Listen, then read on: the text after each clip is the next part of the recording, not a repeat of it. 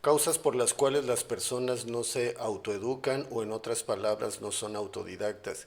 Es frecuente que las personas quieran ser buenas en el desempeño de sus actividades, de su trabajo, de su vida cotidiana y demás, y el camino que es más útil para ese propósito pues es el aprendizaje, es decir, si queremos ser bueno en algo, lo que tenemos que hacer es documentarnos, investigar,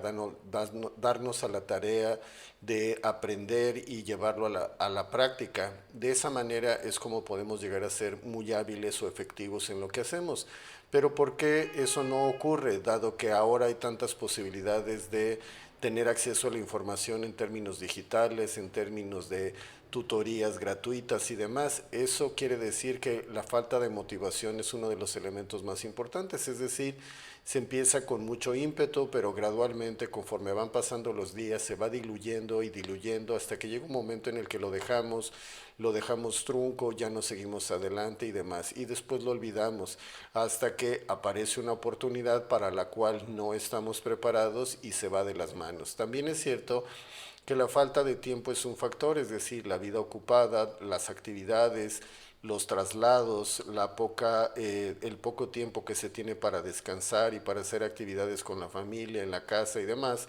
nos lleva a tener muy poco tiempo para dedicarle, aun y cuando no se necesite tanto. Siempre se puede haber un espacio para dedicarle al proceso de aprendizaje. También puede ser que sea falta de recursos. No siempre se puede subestimar que alguien no tenga acceso a los recursos, es decir, no tenga acceso a libros, a situaciones de cursos en línea, profesores y demás. Y eso puede ser un factor importante para el proceso de no autoeducarse. También la falta de confianza creo yo que es una de las más importantes. ¿Por qué?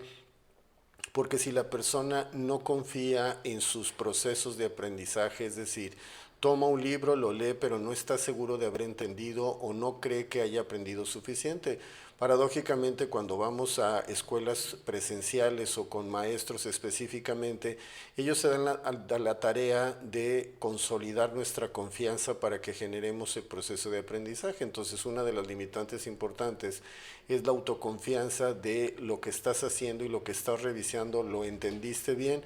También falta de apoyo social, es decir, hay algunas entidades en donde las circunstancias sociales desaniman, es decir, la gente que está a tu alrededor se encarga de decirte que eso no va a ser, que no es lo mismo, que el proceso de aprendizaje no va a ser suficientemente sólido, que no vas a poder lograrlo, etcétera. Entonces, hay una serie de condicionamientos negativos, o sea, es decir, una serie de comentarios y conductas que nos llevan a desanimarnos y que llega un momento en el que acaban convenciendo de que no vamos a ser capaces de hacer eso.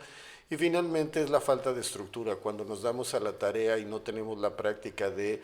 hacerlo por nosotros mismos, la falta de estructura, por dónde empezar, cuántas horas o cuánto tiempo dedicarle, la estructura de los procesos didácticos como hacer cuadros, resúmenes y demás, no se tiene, y al no tener eso pues es difícil, digamos, tener una estructura en donde se va a ir acomodando la información de tal manera que podamos garantizar que aprendimos lo que hayamos hecho. Evidentemente el conocimiento es muy diverso, tiene que ver con muchos factores, pero estos son los más, digamos, destacados para observarlos, verlos, administrarlos y de mejor manera